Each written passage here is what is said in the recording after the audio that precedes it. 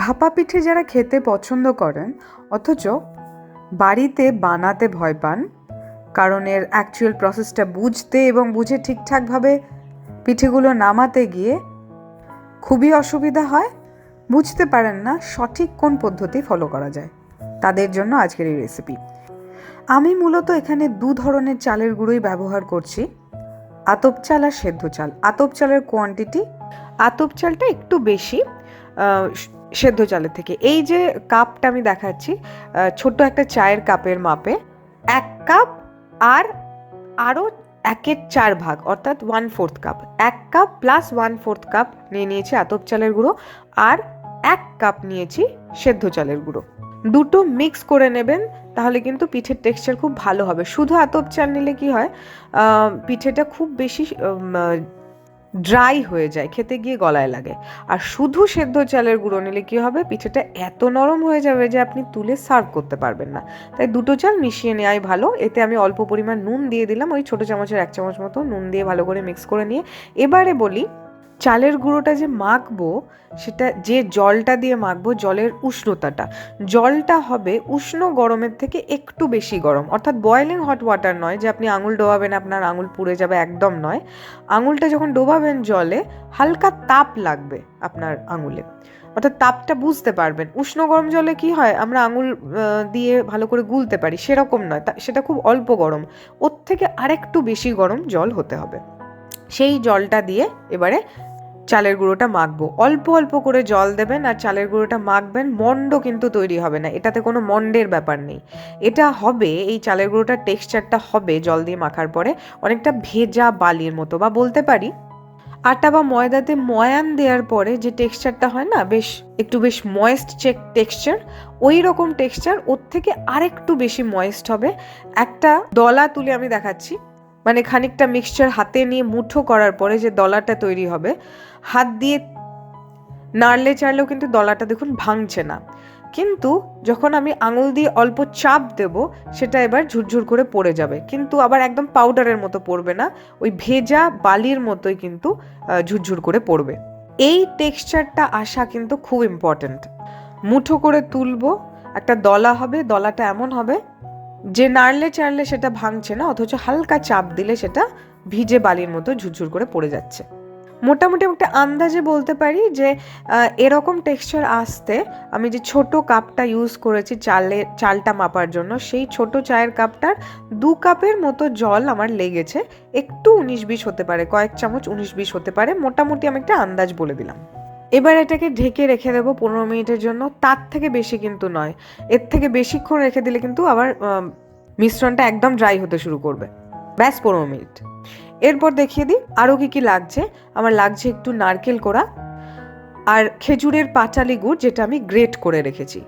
খুব নরম গুড় হলে কিন্তু আপনারা হাত দিয়েও ভেঙে নিতে পারেন। এবারে দেখাই 15 মিনিট পরে কি করব। 15 মিনিট পরে যে চালটা ঢেকে রেখে দিয়েছিলাম চালের গুঁড়োটা, সেটা এবারে এরকম চালুনি, মোটামুটি সবার বাড়িতেই থাকে এরকম একটা চালুনি, এই চালুনির মধ্যে দিয়ে এই মেখে রাখা চালের গুঁড়োটা ঢেলে ভালো করে হাত দিয়ে দিয়ে ঘষে ঘষে কিন্তু চেলে নেব। এটা করার কারণ হচ্ছে যাতে যেটুকু যা ডালা চালের গুঁড়োটার মধ্যে থেকে গেছে সেটা যেন একদম পুরোপুরি রিমুভ হয়ে যায়, আর একটা বেশ ঝুরঝুরে চালের গুঁড়ো আমরা পেয়ে যাই, যাতে কোনো রকমের লাম্প না থাকে। এই ব্যাপারটাই একটু সময় সাপেক্ষ, একটু ধৈর্য নিয়ে এই জিনিসটা করে নিতে হবে। খুব ভালোভাবে চালের গুঁড়োটা এভাবে চেলে নেওয়ার পরে এটা আবার সরিয়ে রাখবো। এবার দেখাই এরপরে আমাদের কি করতে হবে। একটা বাটির মধ্যে জল বেশ খানিকটা জল নিয়ে তাতে 2 গজের টুকরোর মতো কাপড় বা যে কোনো পাতলা, একদম পাতলা মসৃণ সুতির কাপড় নিয়ে সেটাকে ডুবিয়ে রেখে দেবেন, যেন ভালোভাবে ভিজে থাকে। এখানে গজের কাপড়ই ব্যবহার করেছি। এটা কি কাজে লাগবে পরে দেখাচ্ছি। এবারে একটা ছোট বাটি নেব, যাতে ভাপা পিঠেগুলো হবে। সেই বাটিটার গায়ে শুকনো চালের গুঁড়ো ভালো করে মাখিয়ে নিয়ে এক্সট্রা চালের গুঁড়োটা ফেলে দেব। এই জিনিসটা প্রথমবার যখন পিঠেটা বানাবেন সেটা না করলেও চলবে, বাট তারপরের থেকে প্রত্যেকবার, প্রথম পিঠেটা হয়ে যাওয়ার পরে প্রত্যেকবার কিন্তু এই শুকনো চালের গুঁড়োটা বাটির গায়ে লাগাতেই হবে, নাহলে কিন্তু পিঠে বের করতে পারবেন না বাটির থেকে, পিঠে ফেটে যাবে একদম। তাই প্রত্যেকবার পিঠের লেয়ারগুলো দেওয়ার আগে বাটির গায়ে অবশ্যই কিন্তু একটু শুকনো চালের গুঁড়ো মাখিয়ে নেবেন। এবারে বাটিটার মধ্যে প্রথমে বেশ খানিকটা চালের গুঁড়ো, মানে ওই চেলে রাখা চালের গুঁড়োটা আর কি, বেশ খানিকটা পরিমাণ দিয়ে দিলাম। একটা জিনিস মাথায় রাখবেন, এই প্রথম যখন লেয়ারটা দিচ্ছেন চালের লেয়ার, সেটা কিন্তু বেশ অনেকটা পরিমাণে দিতে হবে। এখানে কিন্তু কার্পণ্য করলে চলবে না। মানে বাটির তলার দিকের চালের গুঁড়োর লেয়ারটা যদি থিন হয়, যদি পাতলা হয়, তাহলে কিন্তু আপনার পিঠে ফেটে যাবে। তাই তলার দিকের লেয়ারটা, অর্থাৎ প্রথম যখন চালের গুঁড়োটা ভরছেন বাটিতে, সেই লেয়ারটা একটু মোটা হতে হবে। কারণ পাতলা হলে কি হবে, যেই গুড় দেবো তো এতে, গুড়টা গলে যখনই সিপ করবে চালের গুঁড়োর মধ্যে, যদি চালের গুঁড়ো লেয়ার পাতলা হয় তাহলে কিন্তু একদম ফেটে যাবে। সেটা হয়তো পিঠেটা যখন হচ্ছে সেই সময় হবে না, বাট তুলে যখন রাখবেন তারপরে কিন্তু পিঠেটা ফেটে যেতে পারে।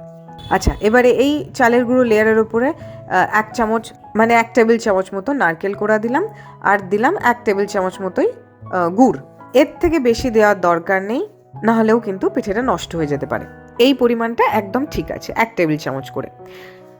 সবার ওপরে আরও খানিকটা চালের গুঁড়ো এটা ভালো করে ছড়িয়ে দিলাম, যাতে গুড় আর নারকেলটা মোটামুটি কভার হয়ে যায়। দিয়ে মনে রাখবেন, একদম হাত দিয়ে কিন্তু বেশি চাপাচাপি করা যাবে না। ভীষণ হালকা হাতে ওপরের লেয়ারটা কভার করে দিতে হবে, যেন খুব বেশি চাপাচাপি না হয়। যখনই বেশি চাপ দেবেন, ভাপানোর সময় চালের গুঁড়োর লেয়ারগুলো কিন্তু ফাটতে শুরু করবে। এবারে যে কাপড়ের টুকরোগুলো ভিজিয়ে রেখেছিলাম, তার মধ্যে থেকে 1 টুকরো তুলে জলটা ভালো করে নিংড়ে নিয়ে বাটিটাকে ভালো করে কভার করে দেব। এবারে একটা স্টিমার বানাতে হবে, যেরকম আমরা সেদ্ধ পুলি ভাপাই বা মোমো ভাপাই, মোমো স্টিমার, তাতেও হতে পারে। বা ওই সেদ্ধ পিঠে করার সময় যেরকম একটা ছিদ্রযুক্ত থালা আমরা ব্যবহার করি, নিচে জলের একটা পাত্র থাকে, আমি সেরকমই একটা সেট আপ করে নিয়েছি। মাথায় রাখবেন, জলের লেয়ারের মধ্যে যেন ওই ছিদ্রযুক্ত থালার তলার দিকটা টাচ না করে। চেষ্টা করবেন 1 আঙুলের কাছাকাছি বা অন্তত হাফ আঙুল গ্যাপ যেন জলের লেয়ারের সাথে ওপরের থালার তলার দিকটার লেয়ারের গ্যাপটা যেন থাকে 1 আঙুলের কাছাকাছি। এতে করে পিঠেগুলো কিন্তু নষ্ট হবে না বেশি জলের তোড়ে। এবার এই থালাটার ওপরে কাপড় দিয়ে ঢাকা বাটিটা বসিয়ে দিলাম, আর এবার 30 সেকেন্ডের জন্য এই বাটি সমেতই পিঠেটাকে এখানে রেখে, থালার ওপরে রেখে আমি একটা ঢাকা চাপা দিয়ে দেবো। অনেকে সঙ্গে সঙ্গে কিন্তু বাটিটা তুলে নেয়, তাতে কিন্তু পিঠেটা ফেটে যাওয়ার সম্ভাবনা থাকে। কেন? যেহেতু আমরা বাজারের কেনা চালের গুঁড়ো এখানে ব্যবহার করছি। ট্র্যাডিশনালি বাড়িতে কিন্তু চাল গুঁড়ো করে, ভেজা চালের গুঁড়ো বাড়িতে বানিয়ে সেটা ইউজ করা হয়, কিন্তু এখন সময়ের অভাবে অনেকেই কিন্তু বাইরের বাজারের কেনা চালের গুঁড়ো ব্যবহার করেন, আমিও তাই করছি। তাই এখানে এই ট্রিকটা অবশ্যই ফলো করতে হবে। বাটি সমেতে কিন্তু 30 সেকেন্ডের জন্য আগে পিঠেটা একটু ভাপিয়ে নিতে হবে, অবশ্যই হাই ফ্লেমে। তারপরে ঢাকা খুলে গ্যাসের ফ্লেমটা কমিয়ে বাটিটা তুলে নিয়ে কাপড়টা আবার ঢাকা দিয়ে মিডিয়াম ফ্লেমে আবার ঢাকা চাপিয়ে পিঠেটা ভাপিয়ে নিতে হবে এই 4 থেকে 5 মিনিট। যখন পিঠেগুলো হাতে হাত দেবেন, অবশ্যই গ্যাসের ফ্লেম কিন্তু কমিয়ে নেবেন, নাহলে কিন্তু হাত একদম পুড়ে যাবে। পিঠেটা এবার নামিয়ে নিলাম। একটা পিঠে অলরেডি আমি বানিয়ে রেখেছি, ওই একইভাবে দ্বিতীয়টাও বানিয়ে নিলাম। এবারে আলতো হাতে কাপড়টা সরিয়ে নিলেই পিঠেটা কিন্তু একদম রেডি সার্ভ করার জন্য। একদম তুলতুলে নরম হয় পিঠেগুলো, যেহেতু এতে আতপ চালের সাথে সেদ্ধ চালও ব্যবহার করেছি। গলায় লাগবে না ড্রাই হওয়ার জন্য, মানে ড্রাই হবে না আর কি পিঠেগুলো, তাই জন্য গলায়ও লাগবে না, আবার ভীষণ রকম নরম হয়ে নষ্টও হবে না, না পিঠে ফাটবে। একইভাবে দেখুন, আমি আরও একটা পিঠে বানানো দেখাচ্ছি। একটু চালের গুঁড়ো মাখিয়ে নিলাম, যেরকম বলছিলাম প্রত্যেকবারই পিঠে করার আগে একটু করে চালের গুঁড়ো মাখিয়ে নিতে হবে বাটির গায়ে। একইভাবে পরপর লেয়ারগুলো সাজিয়ে আরও একটা একই রকমভাবে আমি পিঠে তৈরি করে দেখিয়ে দিচ্ছি। এটাও দেখুন, এক ফোঁটাও ফাটবে না, সুন্দর নরম তুলতুলে পিঠে তৈরি করে নিতে পারবেন।